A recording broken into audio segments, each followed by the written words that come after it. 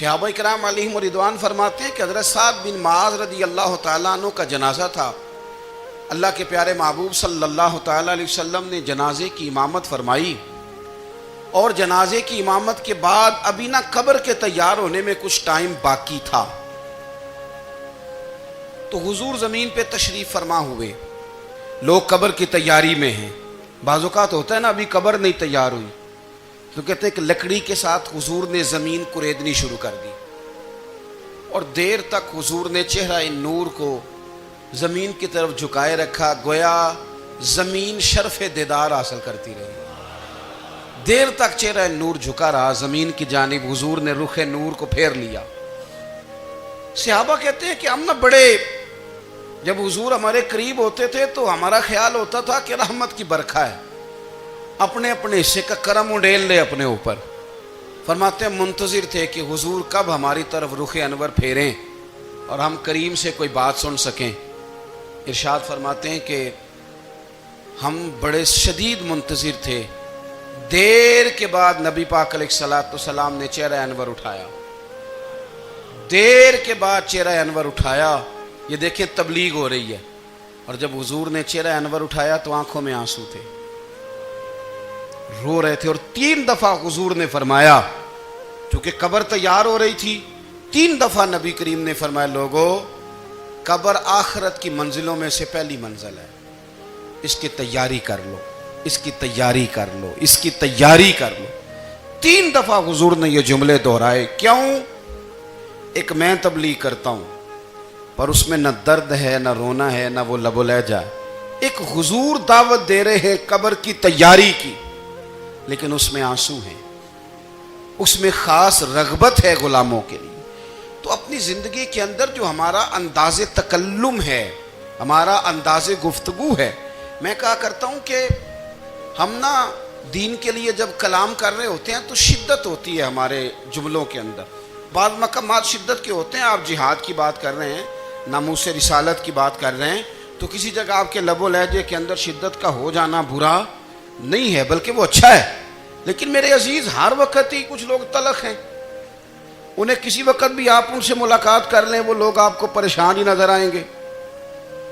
حضرت سیدنا عبداللہ ابن عمر رضی اللہ تعالیٰ عنہ روایت کرتے ہیں کہ نبی پاک صلی اللہ تعالیٰ علیہ وآلہ وسلم نے ارشاد فرمایا کہ جنت میں ایسے بھی کمرے ہوں گے، جنت میں کچھ ایسے کمرے، کچھ ایسے مکانات بھی ہوں گے کہ باہر کھڑے ہوں گے تو اندر نظر آئے گا، اور اندر کھڑے ہوں گے تو باہر نظر آئے گا. یعنی ایک تو تم آئینے لگاتے ہو نا، وہ دیواریں اتنی شفاف ہوں گی کہ اندر باہر سے ان کا حسن دکھائی دے گا. حضرت سیدنا مالک اشعری رضی اللہ تعالیٰ عنہ بیٹھے تھے. کہتے ہیں میں نے فوراً عرض کی حضور وہ ملیں گے کس کو؟ وہ جو اتنے حسین گھر ہوں گے کہ دیواریں ہی شیشے کی محسوس ہوں گی، اندر باہر سے حسن کے جلوے دکھائی دیں گے، حضور وہ ملیں گے کسے؟ تو اللہ کے پیارے محبوب علیہ السلام نے فرمایا وہ اس کو ملیں گے جو گفتگو اچھی کرے گا، جو گفتگو اچھی کرے گا، لب و لہجہ اخلاق والا ہوگا، گفتگو اچھی کرے گا، لوگوں کو کھانا کھلائے گا، اور جب لوگ سو رہے ہوں گے تو وہ اٹھ کے اپنے رب کی عبادت کرے گا. اس شخص کو وہ مکانات ملیں گے جن کی دیواریں آئینے کی مانند ہوں گی، جن کا حسن تازہ ہوگا، جن کو اللہ تبارک و تعالیٰ نے اپنے فضل سے مزین کیا ہوگا، سنوارا ہوگا. ہم اگر تھوڑی سی توجہ کریں نا تو کئی دفعہ وقت گزر جاتا ہے، لہجہ نہیں بھولتا، لہجہ یاد رہتا ہے. آپ تو 2 منٹ کے لیے غصے میں تھے نا، تو آپ نے کوئی بات کر دی کسی غریب کو، کسی شخص کو، آپ غصے میں تھے، آپ نے کہہ دیا، اس بیچارے نے سن لیا، لیکن وہ باتیں اسے سونے نہیں دیتی، بار بار یاد آتی. کوئی آپ کے ساتھ تلخ کلام کر دے نا، کبھی تلخ گفتگو کر دے، بندہ جب سامنے آتا ہے وہ باتیں یاد آ جاتی ہیں، تکلیف ہوتی ہے، اور وقت گزر جاتا ہے. لڑائیاں ہمیشہ چل نہیں سکتی. لڑائی کتنی دیر کی ہوتی ہے؟ 1 دن کی، 2 دن کی. قتل بھی ہوں تو اگر قاتل کو پھانسی بھی ہو جائے تو پھانسی کے بعد بالآخر لڑائی تو ختم ہو ہی گئی نا. لڑائی ہمیشہ چلتی، تلخی ہمیشہ چل سکتی نہیں. तलखी रूटीन में चलने वाला सिक्का, कोई सिक्के रूटीन में चलते वक्ती होते, ये जो गुस्से का लबो लहजा है, तलखी का सिक्का, ये भाई रूटीन में नहीं चलता, इसने एक ना एक दिन खत्म हो जाना है। रूटीन में प्यार ही चलता है। हजरत जाबिर इब्न अब्दुल्ला कहते हैं, हुजूर पहले दिन मदीना मुनव्वरा आए, मैं ज़ियारत के लिए गया तो मैंने मुस्कुराते देखा।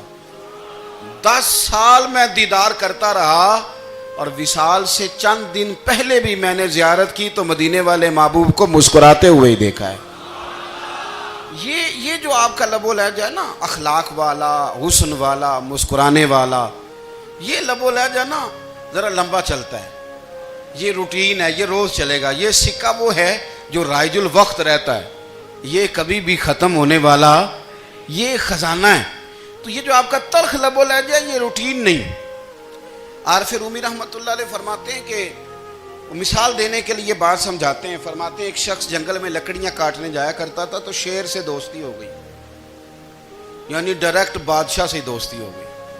और बादशाह भी वो जो जंगल का बादशाह है, जंगल के बादशाह से दोस्ती हो गई। अब वो लकड़हारा गरीब आदमी था, लकड़ियां तो काटनी होती थी, तो वो जंगल का बादशाह ऐलान कर देता जानवरों को कि मेरा दोस्त आया, एक तो कोई तंग ना करे और दूसरा ये कि सब लोग मिलके इसके साथ ताउन करें। कभी कोई जानवर लकड़ियां इकट्ठी कराता, कभी कोई अपनी पुश्त पे गधा, बैल, घोड़ा, खच्चर रख के वो लकड़ियां बाहर छोड़ने आता। तो अब उसकी बड़ी धूम मच गई जंगल के अंदर। लकड़हारा मजदूर था, वो बादशाह से दोस्ती करके बादशाह ही बन गया। वो घर आके ना बीवी को अक्सर बताता कि मेरा एक दोस्त है, मैं जाता हूँ तो सारी पहले ही मखलूक खड़ी होती है मेरे इस्तकबाल के लिए।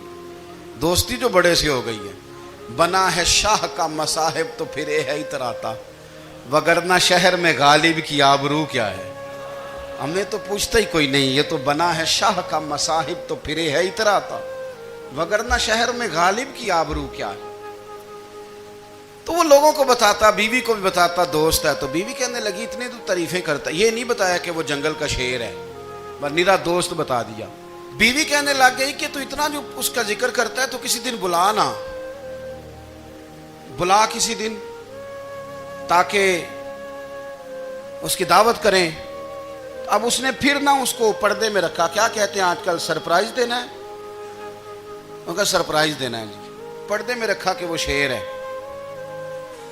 तो वो बुला लिया घर। अब उसके लिए कच्चा गोश्त, जाहिर है शेर ने कच्चा गोश्त दिखाना था। वो कहने लगी पकाना किस तरह का है। वो कहने लगा जब वो आएगा फिर बताऊंगा।